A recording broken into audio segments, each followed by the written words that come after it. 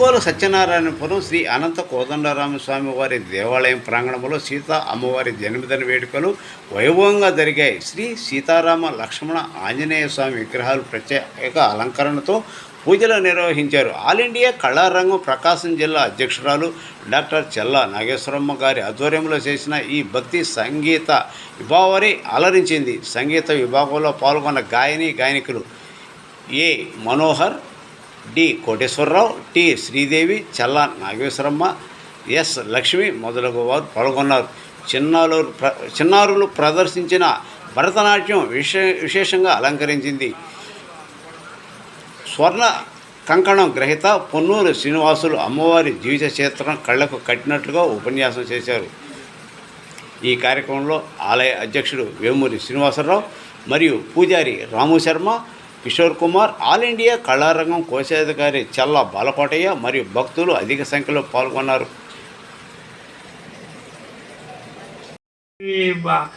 ఎలా ఉంటుందా అంటే ఇదే అదృష్టం అనమాట. అంటే ఒకటికి 2 ఇస్తాడు ఆయన. అటువంటి వాడు. ఓకే, ఎందుకండి సీతమ్మవారి జయంతి కాబట్టి ఒక చీర బహుమతి మావిడికి ఇచ్చేవాడి. సీతమ్మవారి చీర అది. ఓకే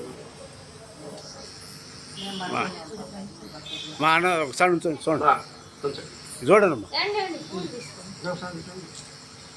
సరే.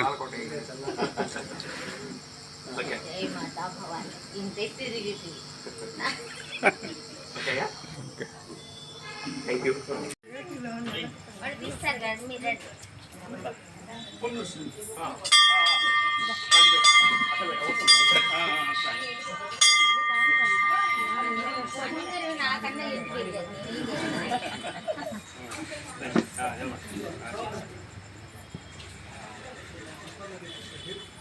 జయ మాతా భవానీ దుర్గాదేవికి ఎల్లప్పుడూ చల్లగా తోడు నీడగా ఉండాలని కోరుకుంటున్నాను.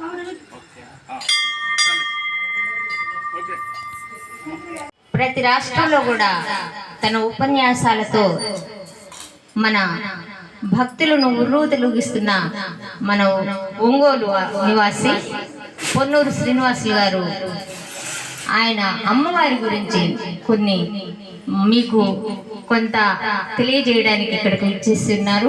వారికి ఒకసారి మీ చప్పట్లతోటి స్వాగతం చెప్పేసి ఆయన మాటలు మీరు చక్కగా ఆలకించాలని మరీ కోరుకుంటున్నాం. జై శ్రీరామ్ అని నాగేశ్వరమ్మ గారు చెప్పటం, సీతమ్మవారి గురించి మాట్లాడుకునేటటువంటి అవకాశం కలగటం అంటే చాలా పుణ్యమైనటువంటి విషయం. సీతమ్మవారి చరిత్రను గురించి నేను మాట్లాడటం ఒక ఎత్తు, మీరు వినటం మటుకు చాలా పుణ్యప్రదం వినటం అనేది.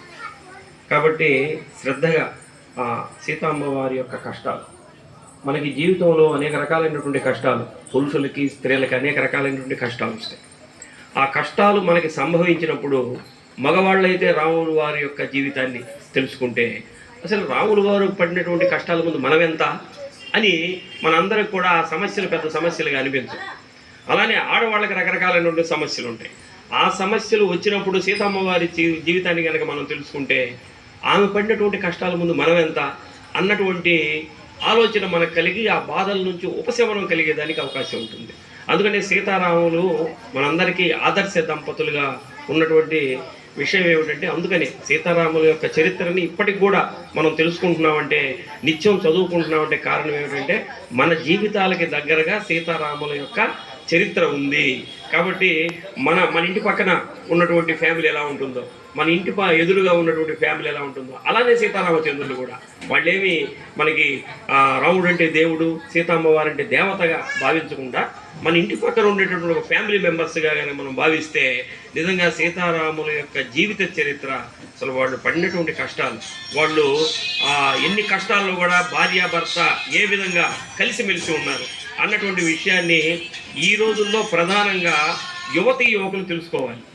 ఈ రోజుల్లో అటువంటిది సీతారాముల చరిత్ర నాగేశ్వరమ్మ గారు చెప్పిన తర్వాత నాకు ఆనందం కలిగింది. సీతమ్మవారి చరిత్రని చెప్పడం అంటే నిజంగా ఎప్పటి పుణ్యం చేసుకొని ఉంటే కానీ ఆమె గురించి చెప్పలేం. సీత అని పలకటమే ఒక మనకి పుణ్యప్రదం.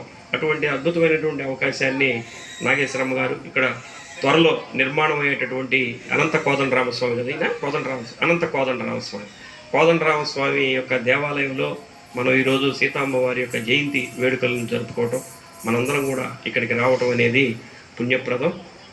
ముఖ్యంగా ఆ చిన్నపిల్లలు స్వామివారి దీనికి డ్యాన్స్ చేసినటువంటి వాళ్ళు, ముందుగా పాడినటువంటి ఈ గాయకులు కూడా అద్భుతంగా వాళ్ళందరూ రామ అని అంటమే మన పాపాలన్నీ హరించిపోయేటటువంటి అద్భుతమైనటువంటి నామం రామ అన్నటువంటిది. అటువంటిది చక్కగా మన వాళ్ళందరూ మిత్రులు అందరూ చేశారు. వాళ్ళందరూ కూడా మరొక మారు ధన్యవాదాలు తెలియజేస్తూ కానీ అది రాములు వారి యొక్క గొప్పతనం. అంటే మనం ఏం మాట్లాడకుండానే ముందే సన్మానం చేస్తున్నారంటే రాములు వారి అనుగ్రహం అలాంటిది. మామూలుగా ఏంటంటే బాగా మాట్లాడిన తర్వాత సన్మానం చేస్తారు. ఏం మాట్లాడుతున్నారో కూడా తెలియకుండా ముందే సన్మానం చేశారంటే రాములు వారి యొక్క అనుగ్రహం అటువంటిది. కాబట్టి సీతమ్మ వారు కూడా అలానే లభించింది జనక మహారాజుకి. ఆయన యజ్ఞం చేయాలని ప్రారంభించి దున్నుతున్నటువంటి సమయంలోనే ఆయన యజ్ఞం కూడా పూర్తి చేయాలి. ప్రారంభించిన సమయంలోనే సీతమ్మ వారు లభించింది. అట్లానే మనకు కూడా ఏమి ఒక ఉపన్యాసం ప్రారంభించక ముందే సన్మానం చేశారంటే అది రాముడి యొక్క సీతమ్మ వారి యొక్క. దానికోసం మీరందరూ కూడా వినండి. మరి ఎంతసేపు నాగేశ్వరమ్మ గారు ఎలా అర్థం పడింది? రామాయణం అనేది అనంతమైనటువంటి దాంట్లో మనం కొన్ని ఆణిముత్యాలు లాంటివి ఏరి మనం వాటిని చెప్పుకుందాం. శ్రీరాఘవం దశరథాత్మజమ ప్రమేయం సీతాపతిం రఘుకులాన్మయరత్నదీపం ఆజానుబాహుం అరవిందదళాయతాక్షం రామం నిశాచర వినాశకరం నమామి. నాగేశ్వరమ్మ గారు ఈ పద్యం విన్న తర్వాత రేపటి నుంచి నువ్వు కూడా పాటలు పాడు అంటుందేమో నాకు అనుమానం. ఆయన పాడే కదా పద్యాన్ని, నువ్వు కూడా పాటలు పాడొచ్చు కదా అంటుందేమో. అది మన గొప్పతనం కాదు, ఆ రామనామంలో ఉన్నటువంటి గొప్పతనం. రామా అని అంటేనే దాంట్లోనే ఒక రాగం, ఒక సరాగమైనటువంటి ఆ దీర్ఘం రామా అన్నటువంటి పదంలోనే మనకు వస్తుంది. అందుకని తెలుగు భాషలో ఉన్నటువంటి గొప్పతనం ఏదే. ఒక్క సంగీతం ఏదో పాడినట్లు భాషించినప్పుడు వినిపించు భాష అన్నాడు. మనం మాట్లాడేటువంటి భాషలోనే ఆ సంగీతం మిళితమై ఉంటుందట. అటువంటిది తెలుగు భాష. ఆ రామాయణంలో ఉన్నటువంటి అద్భుతమైనటువంటి విషయాల్ని, సీతమ్మ వారి యొక్క చరిత్ర గురించి మనం తెలుస్తున్నాం. సీతా చరితం ఈరోజు మనం చెప్పుకోబోయేది. అందుకనే రాముడు ఎలాంటి వాడే అంటే ఆపదామపహర్తారం దాతారం సర్వసంపదాం లోకాభిరామం శ్రీరామం భూయో భూయో నమామ్యహం. ఆయనకి అన్ని రకాలైనటువంటి ఆపదలు వచ్చినా సరే మనల్ని ఆపదల నుంచి కాపాడేవాడు ఎవరై అంటే, నిరంతరం కూడా అనుక్షణం కాపాడేవాడు ఎవరై అంటే రాముడు కాదు, రామనామం. కాబట్టి రాముడికి ఆంజనేయ స్వామి వారికి యుద్ధం జరుగుతుంటే రాములు వారు కూడా ఆంజనేయ స్వామిని ఓడించలేకపోతే రాముడు కూడా ఆఖరిలో రామబాణం తీశాడు ఆంజనేయ స్వామి మీద సంధించడానికి. అప్పుడు ఆంజనేయ స్వామి ఒక అద్భుతమైనటువంటి మాట అన్నాడు, నీ దగ్గర రామబాణం ఉందయా, నా దగ్గర రామనామం ఉందన్నాడు. అది రామనామం యొక్క గొప్పతనం. నీ రామబాణం నా రామనామం ముందు ఏమీ చేయలేదు, నీ రామబాణం కూడా వెనక్కి వెళ్ళిపోవాల్సిందే, నా రామనామమే గొప్పదన్నాడు. చూడండి, యుద్ధం చేసుకుంటున్నారు ఇద్దరు, ఒకళ్ళ మీద ఒకళ్ళు యుద్ధం చేసుకుంటూ నువ్వు నా రాముడు నా రామనామం గొప్పదని చెప్పాడంటే అటువంటి అద్భుతమైనటువంటి మూర్తి రాముడు. కాబట్టి ఈరోజు అటువంటి సీతమ్మ వారి చరిత్రను గురించి మనం తెలుసుకుంటున్నాం. అనాదిగా మన భారతీయ జీవన విధానంలో రామాయణానికి భారతానికి ఒక అవినాభావమైనటువంటి సంబంధం ఉంది. మన జీవితంలో కనవేసుకున్నటువంటి పాత్రలన్నీ కూడా రామాయణంలో కనిపిస్తాయి, భారతంలో కూడా కనిపిస్తాయి. మన జీవితంలో జరిగిన, మనం సినిమా చూస్తున్నాం అనుకోండి, ఇలాంటి సంఘటన మన జీవితంలో కూడా జరిగిందే అన్నటువంటి భావన ఆ రామాయణం చదివేటప్పుడు కానీ భారతం చదివేటప్పుడు కానీ మనకి అనిపిస్తూ ఉంటుంది. రామాయణం అనేటటువంటిది మొట్టమొదటి కావ్యం, మనకి ఆది కావ్యం అంటారు రామాయణాన్ని. ఈ ఆది కావ్యమైనటువంటి రామాయణం ఎక్కడి నుంచి వచ్చిందంటే సాక్షాత్తు వేదాలలో ఉన్నటువంటి సమస్తమైనటువంటి వేద సారాన్ని అంతా మిళితం చేసి వాల్మీకి మహర్షి రచించి మనకి రామాయణాన్ని అందించాడు. అలానే భారతం, మహాభారతం ఉంది. ఈ మహాభారతాన్ని పంచమ వేదం అని అంటారు. 4 వేదాలు ఉన్నాయి. ఆ 4 వేదాలు లాంటిదే భారతం కూడా, మహాభారతం లాంటిది. కాబట్టి ఈ రెండింటిని కూడా మన భారతీయ వాంగ్మయమైనటువంటి ఏదైతే చరిత్ర ఉందో మనం పురాణాలు అంటాం, వేదాలు అంటాం, అలానే ఉపనిషత్తులు అంటాం. ఇవన్నిట్లో కూడా అన్నిటికీ భారతీయ మనకి ఉన్నటువంటి ఈ చరిత్రలోనే కాకుండా ప్రపంచవ్యాప్తంగా ఉన్నటువంటి చరిత్రలో కూడా చిరస్థాయిగా చిరస్మరణీయంగా నిలబడినటువంటి మహాకావ్యాలు ఏమిటాయంటే రామాయణం, మహాభారతం. కాబట్టి మన రామాయణాన్ని, మన మహాభారతాన్ని కూడా నిత్యం మన ఇంట్లో ఒక గ్రంథాన్ని పెట్టుకోవాలి. మనకి రకరకాలైనటువంటి ఇంట్లో పెట్టుకుంటాం. ఈ పక్క చూస్తే ఫ్రిడ్జ్ ఉంటుంది, ఆ పక్క చూస్తే 4-5 బీరువాలు ఉంటాయి, ఇటు పక్క చూస్తే కబోర్డ్లు, అంత కబోర్డ్లు ఉంటాయి. కానీ ఆ కబోర్డ్లో ఉండాల్సిన దేవుడి యొక్క మందిరం ఉంటుంది. ఈ మందిరంలో ఉండాల్సింది ఏమిటంటే ఒక భగవద్గీత ఉండాలి, ఒక రామాయణం ఉండాలి, ఒక మహాభారతం ఉండాలి. ఈ 3 ఎవరింట్లో అయితే ఉంటాయో పరిపూర్ణమైనటువంటి అనుగ్రహం, స్వామివారి యొక్క అనుగ్రహం మనకి లభిస్తుంది. మన పిల్లలు ఆ పుస్తకాలు చూసినప్పుడైనా సరే ఈ పుస్తకాల్లో ఏముందంటే రాములు వారు ఎవరు, సీతమ్మ వారు ఎవరు, మిగతా భారతంలో ఉన్నటువంటి కథలు ఏమిటి, ఇవన్నీ వాళ్ళకి చెప్పడం ద్వారా మన పిల్లలు కూడా ఆ సంస్కారాన్ని నేర్చుకునేదానికి అవకాశం ఉంటుంది. మనకి దసరా అప్పుడు బొమ్మల కొలువు అని పెడతారు. ఎందుకు బొమ్మల కొలువు పెడతారు? ఏదో పేరంటానికి ఆడవాళ్ళందరినీ పిలిచి వాళ్ళకేదో వాయినాలు ఇచ్చి పంపించడానికి కాదు. ఆ బొమ్మల కొలువు పెట్టినప్పుడు ఒక పిల్లవాడు వచ్చి తాతయ్య ఏమిటి ఆంజనేయ రాములు వారు ఇట్లా నిలబడి ఉన్నాడు, సీతమ్మ వారి పక్కన ఉంది, లక్ష్మణుడు కింద ఉన్నాడు, మరి ఆంజనేయ స్వామి ఎందుకు కింద నమస్కారం చేస్తూ కూర్చున్నాడు అని అడుగుతాడు. తాతయ్య చెప్పు అని. అప్పుడు రామాయణంలోని దాసుడు అంటే ఎవరయ్యా? దాసాంజనేయుడు అంటే ఆంజనేయ స్వామి వారే. రాముల వారి కంటే బలవంతుడైనా సరే ఆంజనేయ స్వామి వారు. ఎక్కడైతే మనిషి ఎదిగే కొద్దీ ఒదిగి ఉండాలన్నటువంటి తత్వం రాముడిని చూసి నేర్చుకోవాలి. మనం ఎంత గొప్పవాళ్ళమైనా సరే పెద్దవాళ్ళు వచ్చినప్పుడు వాళ్ళకి నమస్కారం చేయాలి. స్వామి మీ యొక్క ఆశీస్సులు మాకు కావాలి అని చెప్పడానికి మనకి బొమ్మల కొలువు అనేది ఏర్పాటు చేశారు. బొమ్మల కొలువు అనేది కూడా ఒక గ్రంథాలు లాంటిది. బొమ్మల కొలువులో దశావతారాలు పెడతాం, మత్స్యకూర్మ వరాహ అవతారాలు పెడతాం. పిల్లవాడు అడుగుతాడు ఏమిటి ఇవన్నీ అని, అప్పుడు మనం వాళ్ళ గురించి చెప్తాం. అలానే మనకి ఇటువంటి పవిత్రమైనటువంటి గ్రంథాలు మన ఇంట్లో ఉండటం ద్వారా కూడా మన పిల్లలు కూడా సన్మార్గంలోకి వెళ్ళేదానికి అవకాశం ఉంటుంది. ఈ పిల్లలకు కూడా ఈరోజు సన్మార్గంలోకి వెళ్ళకపోవడానికి కారణం ఏమిటంటే ఇంట్లో టీవీలు. ఒక మంచి అద్భుతమైనటువంటి సీరియల్ వస్తుంది, మనమేమో వాడిని చదువుకోరా అంటాం. వాడు ఎందుకు చదువుకుంటాడు? మనం టీవీ సీరియల్ చూస్తుంటే వాడు కూడా వెనకుండి చూస్తూ ఉంటాడు. చూస్తుంటే దీంట్లో ఆ టీవీలో వచ్చేటటువంటి హింసాత్మకమైన దృశ్యాల యొక్క ప్రభావం కూడా ఆ పిల్లల మీద పడుతుంది. అదే రామాయణం, భారతం, భాగవతం లాంటివి ఇంట్లో సీరియల్స్ వచ్చినాయి అనుకోండి, అద్భుతంగా దాంట్లో ఉన్నటువంటి నీతి సూత్రాలను కూడా వాళ్ళు తెలుసుకునేదానికి అవకాశం ఉంటుంది. చాలామంది ఏమనుకుంటారంటే రామాయణం అంటే మత గ్రంథమయ్యా, ఇది హిందువులకు సంబంధించినటువంటి గ్రంథం అని అందరూ కొట్టిపారేస్తారు. రామాయణం మాకు సంబంధం లేదంటారు. రామాయణం మత గ్రంథం కాదు, రామాయణం మానవతా గ్రంథం అన్న విషయాన్ని ముందుగా తెలుసుకో.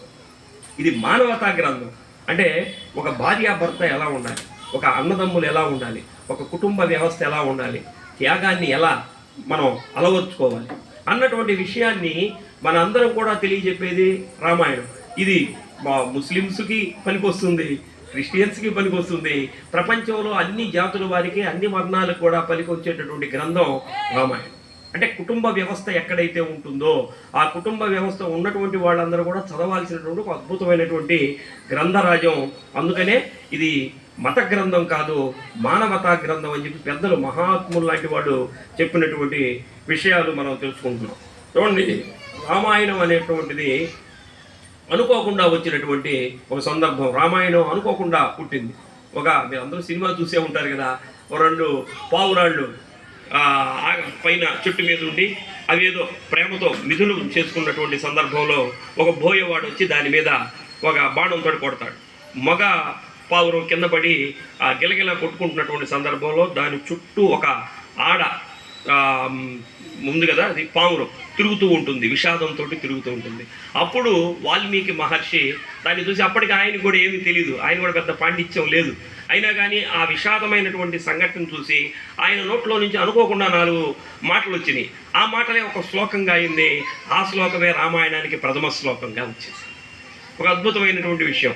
అందుకనే ఆ పావురాలు ఏ విధంగా అయితే ఆ బాణంతో కొడితే కింద పడిన తర్వాత ఆడపావురం దాని చుట్టూ తిరుగుతూ విషాదంతో ఉందో, ఆ విషాదంలో నుంచే, ఆ శోకంలో నుంచే శ్లోకం ఆవిర్భవించింది. అదే మానిషాద ప్రతిష్టాం త్వమగమ శాశ్వతీ సమాహ యత్ క్రౌంచ మిథునాదేక మవదీహి కామమోహితం. అంటే ఏమిటయ్యా అని అంటే ఆయన నోట్ల నుంచి వచ్చింది ఇదే. అరే బోయవాడా, నువ్వు బాణంతో కొట్టావు, పాపం ఆ రెండు ప్రేమతోటి ఉంటే చూసావా మగపక్షి కింద పడిపోయింది. ఇది ఎంత దారుణమైనటువంటి విషయం. స్త్రీ పురుషులు ఆనందంగా ఉన్నప్పుడు ఇట్లాంటి బాణాలు ఇవన్నీ కొట్టకూడదురా. చూడు ఆ మగపక్షి కింద పడిపోతే ఆ స్త్రీ పక్షి ఏ విధంగా అయితే చుట్టూ తిరుగుతుందో అన్నటువంటి విషయాన్ని మనకి రామాయణం ప్రారంభంలోనే చెప్పాడు. ఏమిటి, ఎందుకు చెప్పాడయా ఈ మాట? ఆయనకు అనుకోకుండా ఎందుకు వచ్చింది? ఆ పక్షులను చూసి ఆయన ఆ శ్లోకాన్ని ఎందుకు చెప్పాడంటే, ఇదే విధంగా రావణాసురుడు అన్నటువంటి మగపక్షిని రాముడు అన్నటువంటి వాడు బాణంతో కొట్టబోతున్నాడు. వాడు నేల మీద పడి గిలగిలా కొట్టుకుంటాడు. అప్పుడు మండోదరి ఆయన చుట్టూ తిరుగుతూ విషాదంతో తిరుగుతూ ఉంటుంది. అన్నటువంటి రామాయణం ముగింపు ఏముంటుంది, రావణాసురుడి సంహారం ఏ విధంగా జరుగుతుంది అన్నటువంటి విషయాన్ని మొట్టమొదటి శ్లోకంలోనే మనకి చెప్పినటువంటి మహానుభావుడు వాల్మీకి. మొట్టమొదటి శ్లోకంలో చెప్పాడు. ఎలా చెప్పాడు? ఈ ఏదైతే పావురాల్ని దృష్టిలో పెట్టుకుని రావణాసురుడి వధ ఏ విధంగా జరుగుతుంది, అప్పుడు మందోదరి ఏ విధంగా విషాదంతో తిరుగుతుందన్నటువంటి విషయాన్ని మొట్టమొదటి శ్లోకంలోనే ఆయన చెప్పాడు. ఇప్పుడు రామాయణం అంటే మనందరం ఏమనుకుంటాం? రాముడి చరిత్ర అనుకుంటాం. కాదు అని అన్నారు. రామాయణానికంటే 3-4 రకాలైనటువంటి పేర్లు ఉన్నాయి. కావ్యం రామాయణం కృష్ణ సీతాయా చరితం మహత్తం. రామాయణం అంటే రాముడి చరిత్రే కాదు, సీతాయ చరితం పౌలస్త్యవద మిచ్చేవ చకార చరితవ్రత అన్నాడు. అంటే రామాయణం అంటే రాముడి చరిత్రే కాదు, రామాయణం అంటే సీతా చరిత. రామాయణం అంటే పౌలస్త్య వధ, రావణాసురుడి వధ. రామాయణానికి 3 పేర్లు ఉన్నాయి. రామాయణం అంటే రాముడి కథే కాదు, సీతమ్మవారి చరిత్ర, రావణాసురుడి వధ అన్నటువంటిది ఒక అద్భుతమైనటువంటి శ్లోకంలోనే మనకి చెప్పారు. ఇప్పుడు రామాయణాన్ని కూడా చాలా సులభంగా చెప్పేసుకోవచ్చు మనం. రామాయణం అంటే ఏమిటని చెప్పి ఒక ఆయన అడిగాడు, నాలాంటి వాడిని అడిగితే వాడు ఒక మాట చెప్పాడు, 2, 3, 4 అయ్యా. ఇదేమిటయ్యా రామాయణం ఏమిటంటే నువ్వు అంకెలు చెబుతావు ఏంటి? 2, 3, 4 ఇదేమిటన్నా ఎలక్షన్లో పంపిణీ చేసినటువంటి అమౌంట్ అనేది అని అనుకున్నాడు. కాదు స్వామి, 2, 3, 4 అంటే ఏమిటంటే 2 2 సోదరుల కథ, 3 3 సోదరుల కథ, 4 సోదరుల కథ. రామాయణం అంటే అంతే, 2 సోదరుల కథ. ఎవరు వాళ్ళిద్దరు? మనందరికీ తెలిసిందే. వాలి ఉన్నాడు కదా, సుగ్రీవుడు. వాలి సుగ్రీవుల యొక్క కథ ప్రారంభం అది. వాలి సుగ్రీవుడు కథ. వాలిని రాముడు వచ్చాడు, సంహరించాడు. సుగ్రీవుడు వీళ్ళకి రాముడికి అన్ని రకాలైనటువంటి సహాయాలు అందించాడు. మరి ముగ్గురు ఎవరు? ఈ ముగ్గురు ఉన్నారు కదా, ఈ ముగ్గురు ఎవరు అంటే ఎవరు ముగ్గురు? రావణాసురుడు, కుంభకర్ణుడు, విభీషణుడు. ఈ ముగ్గురి కథ. ఈ ముగ్గురులో 2 దుర్మార్గులు. దాంట్లో కుంభకర్ణుడు, రావణాసురుడు వాళ్ళిద్దరిని కూడా సంహారం చేయడం జరిగింది. విభీషణుడికి ఒక్కడికే నిలబడ్డాడు. అంటే వాలి సుగ్రీవుల్లో అధర్మం వైపు ఉన్నటువంటి వాడిని సంహారం చేశాడు, ధర్మాత్ముడేమో నిలబడి ఉన్నాడు. అలానే కిష్కింధకి రాజు అయ్యాడు ఆయన. అలానే విభీషణుడు మంచివాడు, ధర్మాన్ని పట్టుకుని ఉన్నాడు కాబట్టి లంకకి అధినేత అయ్యాడు. అలానే 4 అన్నాడు. 4 అంటే ఎవరు? రాముడు, లక్ష్మణుడు, భరతుడు, శత్రుఘ్నుడు యొక్క కథ. ఇంతేనయ్యా రామాయణం అంటే అన్నాడు. ఇంకెందుకు వెళ్ళిపోవచ్చు మనం, అయిపోయింది ఇంకెందుకు అన్నాడు. అంటే ఇంకొక ఆయన అన్నాడు, ఇంకేమిటా నువ్వు ఇంకా చాలా దూరం చెప్పావు, ఇంకా నేను చాలా షార్ట్లో చెబుతాను. కట్టే కొట్టే తెచ్చాడు. రామాయణం అంటే ఇంతేనయా, కట్టాడు, కొట్టాడు, తీసుకొచ్చాడు రావణాసురుడిని, అయిపోయింది రామాయణం. అంత దగ్గరగా మనకి తీసుకొచ్చి రామాయణాన్ని మన హృదయాల్లోకి నింపినటువంటి కథ. మనకి వాలి సుగ్రీవుడు 2 అనగానే వాలి సుగ్రీవుడు అనగానే రామాయణం అంతా మనకి వచ్చేస్తుంది. ఈ ముగ్గురు అనగానే వాళ్ళ ముగ్గురు చెప్పగానే రామాయణం మొత్తం వస్తుంది. 4 అనగానే 4 గురించి చెప్పగానే మనకి ఆ కథ అంతా వస్తుంది. అటువంటి అద్భుతమైనటువంటి రామాయణం ఈరోజు భారతీయుల యొక్క నరనరాల్లో జీర్ణించుకున్నటువంటిది ఇది. కాబట్టి అంటే మన తరం వాళ్ళకి బాగానే ఉంది. ఈ నేటి తరానికి మనం చెప్పాల్సినటువంటి అవసరం ఉంది. నేటి తరానికి తెలియటల్లా రామాయణం అంటే ఏమిటి అనేటువంటి తెలియటల్లా. అన్నమయ్య గురించి చక్కగా నాగేశ్వరమ్మ గారు పాటలు పాడతారు. నాగేశ్వరమ్మ గారు మేము చాలా ప్రోగ్రాములు కూడా చేసాం. ఆ పాట నా మాట చేసినటువంటి సందర్భంలో ఈ అన్నమయ్య ఎవరు అని అంటే కింద నుంచి ఒక ఆయన నాగార్జున అన్నాడు. వాడికి ఏం తెలుసు? వాడు నాగార్జున సినిమా చూశాడు. అన్నమయ్య ఎవరంటే నాగార్జున అన్నాడు. ఇది ఎందుకు చెప్పాలి అని అంటే, ఎందుకు ఈ ఆధ్యాత్మిక ఉపన్యాసాలు చెప్పడానికి మేము కూడా ముందుకు వచ్చామంటే ఇది మన వాళ్ళకి చెప్పాలి. మనం మర్చిపోతున్నటువంటి తరం. ఈ తరానికి ఆ అన్నమయ్య అంటే ఎవరు, రామదాస్ అంటే ఎవరు, వాళ్ళ జీవితాల్ని ఎందుకు పణంగా పెట్టారు, జీవితం మొత్తం కూడా దైవ కైంకర్యంలో ఎందుకు పునీతులయ్యారన్నటువంటి విషయాన్ని మనం చెప్పాలనే ఉద్దేశంతో మనం ఈ ఆధ్యాత్మిక ఉపన్యాసాలు కానీ వీళ్ళు ఆ పాటలు పాడుతున్నా కానీ ఇవన్నీ మనం అందుకనే మన మన జీవితాల గురించి ప్రజలకు చెప్పాలి. కాబట్టి సీతమ్మ వారు పడినటువంటి కష్టాలు ఎవరూ పడలేరు రామాయణంలో, కానీ అవి ఎప్పుడు ఆనందంగానే ఉంది. ఎప్పుడు రాముడు మంచివాడు కాదు అని అంటే ఆమె ఒప్పుకోవాలి. మా ఆయన చాలా గొప్పవాడయ్యా, మా ఆయన మటుకు ఏమన్నా ఆ పరిస్థితుల ప్రభావంతో ఆయన దానికి ధర్మానికి కట్టుబడి ఉన్నాడు తప్పితే మా ఆయన చాలా ఉత్తముడు అన్నాడు. అదే కనుక మనం మన మన సమాజంలో ఉందనుకోండి, మీ ఆయన ఏమిటి రోజు రాత్రి 12 గంటలకు వస్తున్నాడు, 1 గంటకు వస్తున్నాడు అంటే ఆయన అంతేలే, ఎప్పుడు చెడు తిరుగుతూ ఉంటాడు, ఆ ఫ్రెండ్స్ అంటాడు. అట్లాగా మా ఆయన 12 గంటలకు వస్తున్నాడు అంటే నీకేం తెలుసు, మా కుటుంబం కోసం ఎంత కష్టపడుతున్నాడు. మధ్యాహ్నం సాయంత్రం 6 గంటల వరకు ఒక ఉద్యోగం చేస్తున్నాడు, మళ్ళీ 12 గంటల వరకు పెట్రోల్ బంకులో మా ఆయన ఆ పెట్రోల్ కొట్టి మళ్ళీ మా జీవన విధానం కోసం ఆయన కష్టపడుతున్నాడు అని చెప్పేవాళ్ళు ఎంతమంది ఉంటారు. అట్లా మనకి జీవితాన్ని అన్వయం చేసుకునేదానికి సీతమ్మ తల్లి ఆ మహానుభావురాలు ఎప్పుడు రాముల వారి గురించి ఎవరన్నా చెడ్డగా మాట్లాడినా సరే ఆమె మాత్రం పరుషంగా మాట్లాడినటువంటి సందర్భాలు మనకు కనవలేదు.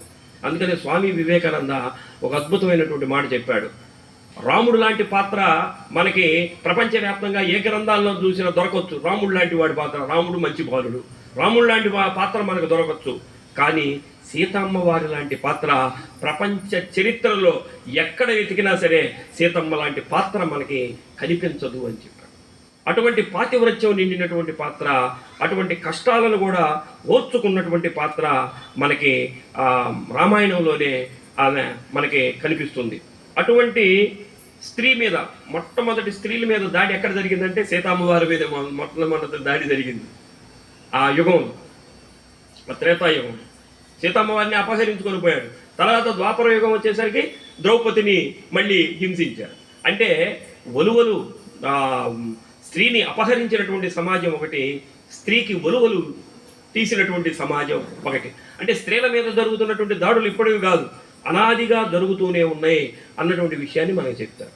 అందుకని రామాయణంలో చూడండి, సీతమ్మ వారిని ఎక్కడ వాల్మీకి మహర్షి ఒక మాట అన్నట్లు మనకు కనపడదు.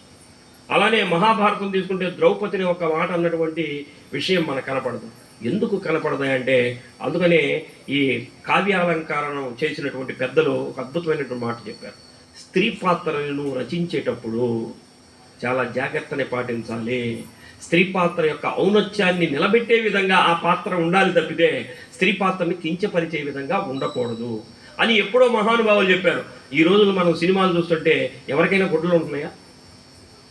చూడండి, మనం ఆలోచించండి. అంత దౌర్భాగ్యమైనటువంటి పరిస్థితుల్లో గతంలో మనం సినిమాలు చూస్తే క్లబ్ డ్యాన్స్ కావాలంటే ఎవరు జ్యోతిలక్ష్మినో జయమాలినో ఎవరినో తీసుకొచ్చి ఒక ఆమెని దానికోసం పెట్టేవాళ్ళు. కానీ ఈ రోజుల్లో హీరోయిన్సే అంటావా అంటావా అంటే అటువంటి సమాజం మారిపోయింది ఇప్పుడు. అందుకనే ఆ కావ్యాలంకారులు చెప్పినటువంటి మాత్రం ఏమిటంటే స్త్రీ పాత్రలు నిర్ణయించేటప్పుడు ఆమె యొక్క ఔన్నత్యాన్ని నిలబెట్టాలి. సావిత్రి పాత్రలాగా ఉండాలి. మహానటి సావిత్రి చేసినటువంటి పాత్రలు ఉన్నాయి కదా, అట్లా పాత్రని మలచాలి తప్పితే ఇప్పుడున్నటువంటి పాత్రలాగా మలచకూడదు అని ఆ రోజుల్లో చెప్పినటువంటి విషయం ఈ రోజుల్లో మనం మర్చిపోతున్నాం. అందుకనే రామాయణం చదువు.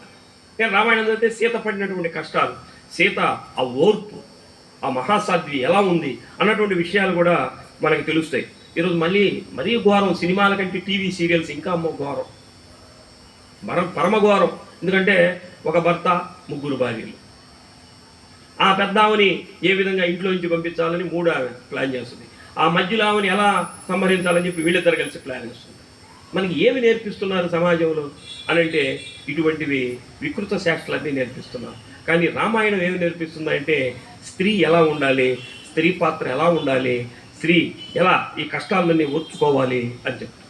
అందుకని సీత అని అందరూ ఎవరు సీత అని ఎవరన్నా అంటారా? సీత అని ఎవరు అనరు, సీతమ్మ నా తల్లి పాత్రలో ఉన్నటువంటి ఆమె. అందుకనే సీతమ్మ రామయ్య తండ్రి అంట. మనకి ఎంతమంది దేవతలు ఉన్నా సరే వాళ్ళిద్దరికే ఆ పేరు వచ్చింది, సీతమ్మ తల్లి రామయ్య తండ్రి.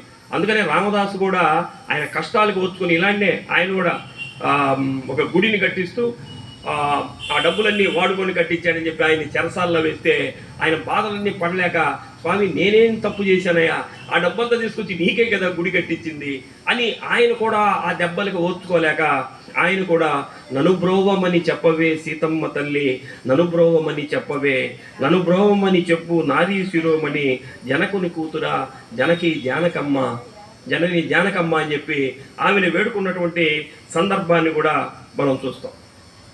చూడండి,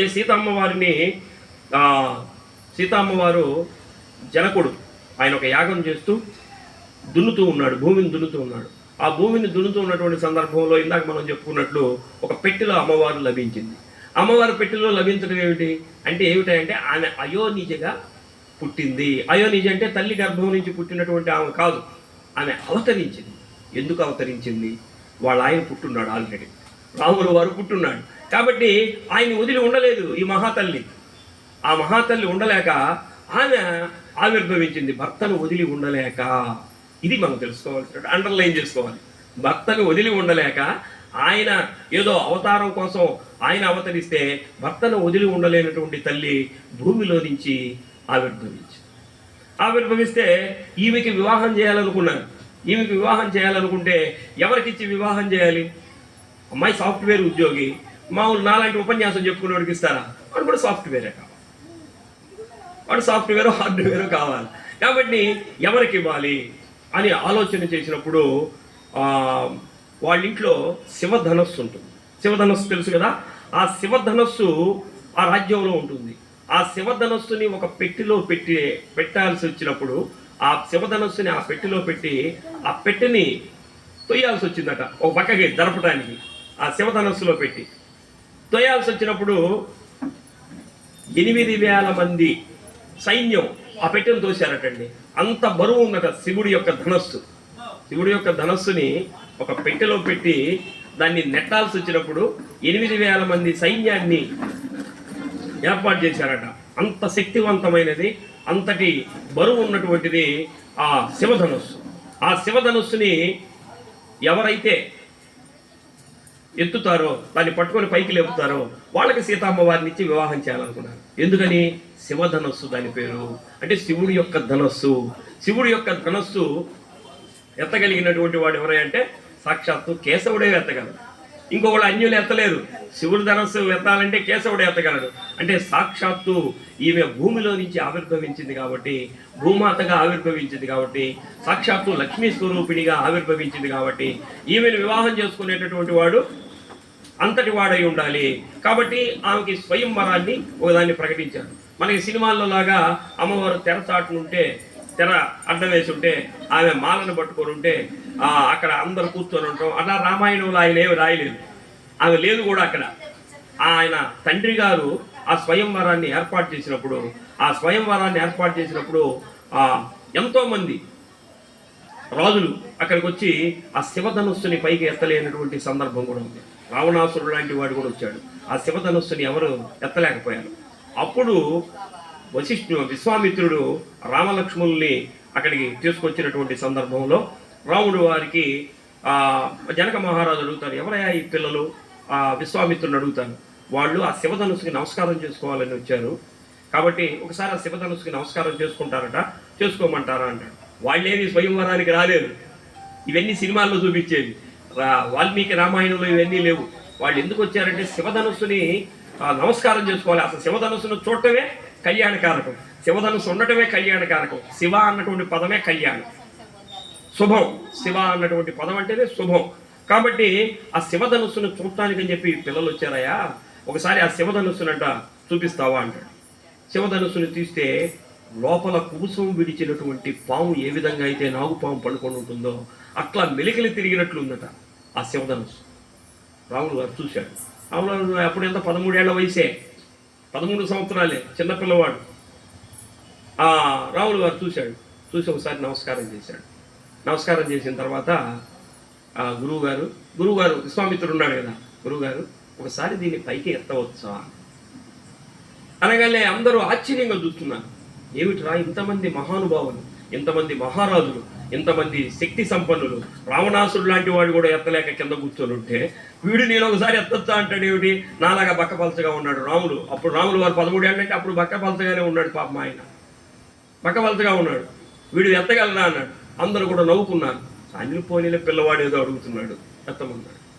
ఆయన ఎలా ఎత్తాడంటే మన ఇంట్లో చిన్న పుల్ల ఉంటుంది కదా, ఆ పూచిక పుల్లని ఎత్తినట్లు ఆయన శివధనుస్సుని అట్లా ఎత్తి పట్టుకున్నాడు.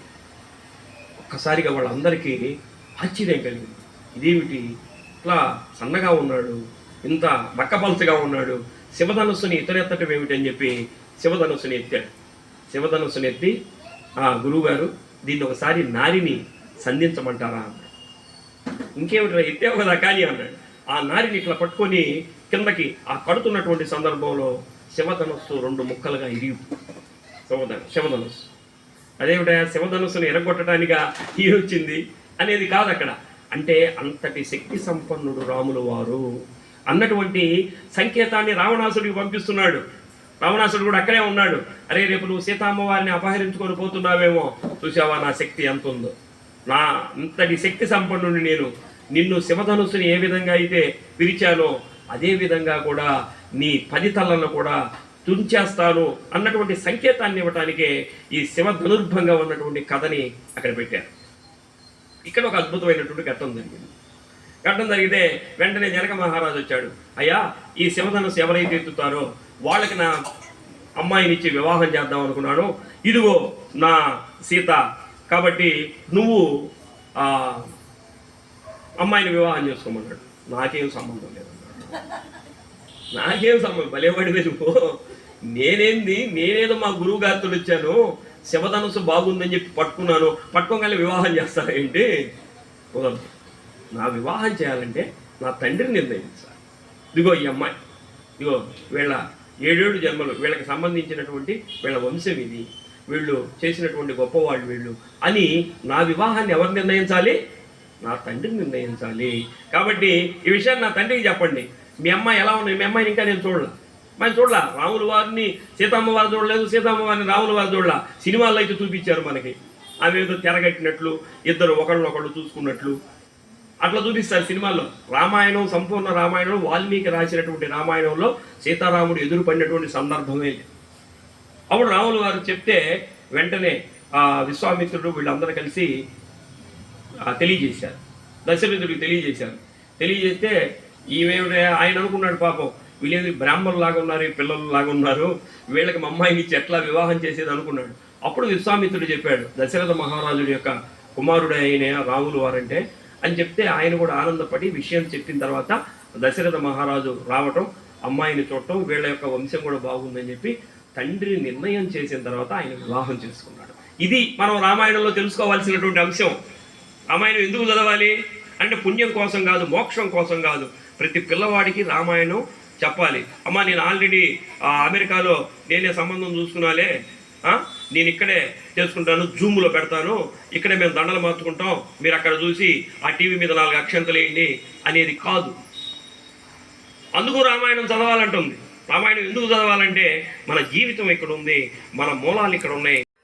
ఈరోజు శ్రీ అనంత కోదండరామస్వామి దేవాలయ ప్రాంగణంలో చాలా అద్భుతంగా, మహా అద్భుతంగా అమ్మవారి గురించి మన పొన్నూరి శ్రీనివాసరావు గారు చెప్పడం, అలాగే మనోహరు, శ్రీదేవి, కోటేశ్వరరావు, నాగేశ్వరమ్మ వీళ్ళందరూ కూడా మంచి పాటలు పాడి భక్తి గీతాలతోటి అందరినీ అలరించారు. అలాగనే మరీ ముఖ్యంగా అమ్మవారి మీద ఉపన్యాసం చాలా అద్భుతంగా ఉంది. మా జన్మ ధన్యమైనట్టుగా అనుకుంటున్నాను నేను. చాలా సంతోషంగా ఉన్నాం మేమందరం. ఇంకా కొద్దిసేపట్లో పిల్లల డ్యాన్స్లు ఉన్నాయి. ఇవైన తర్వాత ఈ కార్యక్రమాన్ని ముగిస్తాము. అందరికీ ధన్యవాదాలు. ఈరోజు పిలవగానే వచ్చిన మహాతల్లులందరూ కూడా మీకు అందరికీ ధన్యవాదాలు. సీతమ్మ వారి గొప్పతనం గురించి తెలుసుకోవడానికి మీరు చాలా దూరం నుండి వచ్చారమ్మా. మీకు అందరికీ ధన్యవాదాలు. Thank you.